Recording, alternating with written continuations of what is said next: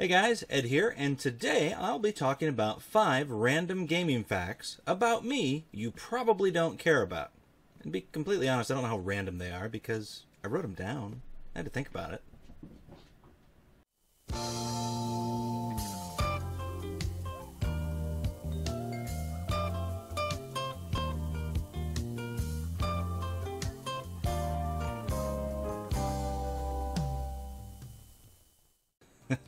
Anyway, this is a tag video that was started by Billy of the Game Chasers, and he tagged MichaelBtheGameGenie, among other people, who tagged me, among other people. So, here we go. We're going to start with number 1. Make it so, number 1. I may be primarily known as a retro gamer and a collector of all things 80s, but believe it or not, I actually play modern games. Quite a few modern games. I don't have a PlayStation or an Xbox. I've actually got several PlayStations and several Xboxes, but I don't have the most recent versions. What I do have, though, is a Wii U that I bought for my kids a couple of years ago. And I have to say, the games that have been coming out most recently on that have been really good, but there have been several releases over the past couple of years that I've really enjoyed playing with my kids. They're quite a lot of fun. I primarily play modern games, though, on the PC.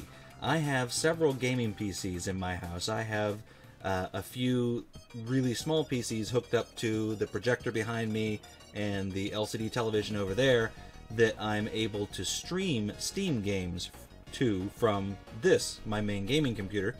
And I collect old Thrustmaster joysticks. I have a whole bunch of old box PC games, and I do actually have a number of modern games on Steam and Uplay and, well, other places. So I play modern games. Who does number 2 work for? Alright, now this one's going to seem a little odd for a lot of you, but bear with me here. I don't like to complete most games. There are a few exceptions. Modern PC and console games that have a storyline, they're fun to complete because they're kind of like interactive movies. A lot of the RPGs from my childhood that I've beaten, I like to go back and play through those and beat them. But for the most part, I don't want to complete games. And I think that stems from the fact that I cut my teeth on video games in an era where you couldn't beat games, or you couldn't beat most games. The objective was to either beat your previous high score or beat your friend that you were playing. So when the NES and Sega Master System and Sega Genesis rolled around, I didn't have a real interest in beating games. I didn't feel like I had to beat games in order to have fun. And now that I look back on it, I really don't want to beat a lot of them because there's still that mystery there, that unknown left to the games from my childhood. And if I go and beat them, it's not there anymore. I'll lose that sense of wonderment that I had as a kid, wondering what it is that's at the end of the game, what happens if you beat it. So I don't like beating games. 3 is a magic number. Some of you are really going to enjoy hearing me say this, and others are going to find it very odd considering I have these massive Sega collections behind me, but believe it or not, I am a Nintendo fanboy.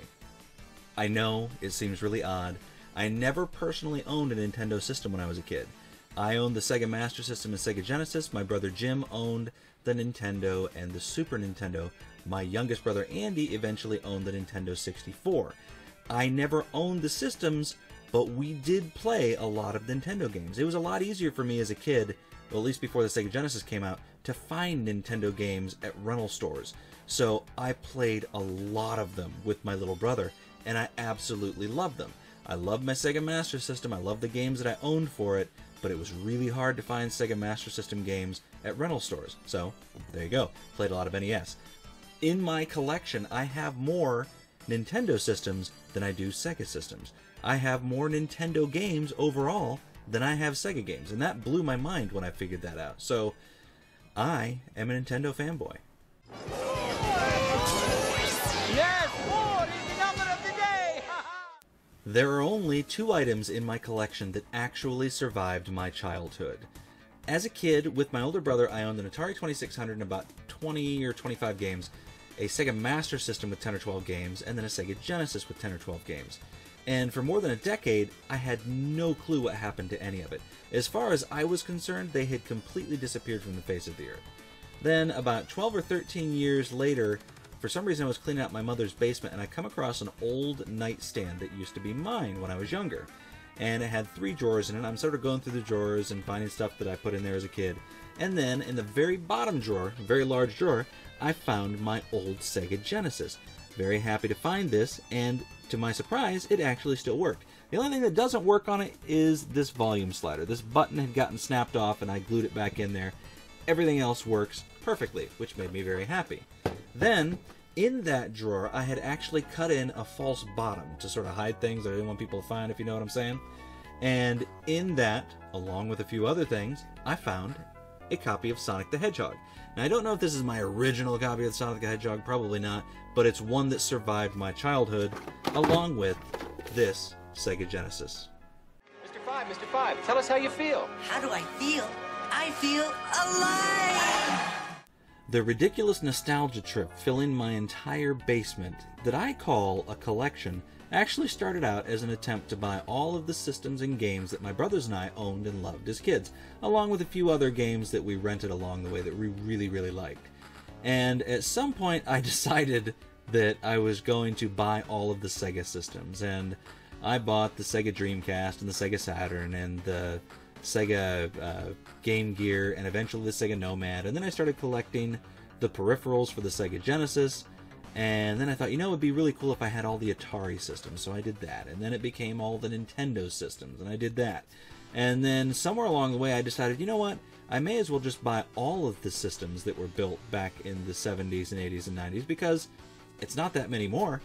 And that's really the way it went for me, until I eventually started buying the GameCube, and the PS2, and the Xbox 360, and it just, I don't know, it's gotten way out of control. That's what I'm trying to tell you. So, like a lot of things in life, something starts out as a very simple endeavor and becomes far more complicated and bloated.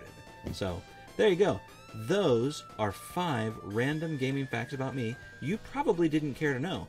And now it's my turn to name 3 people that I'm going to tag.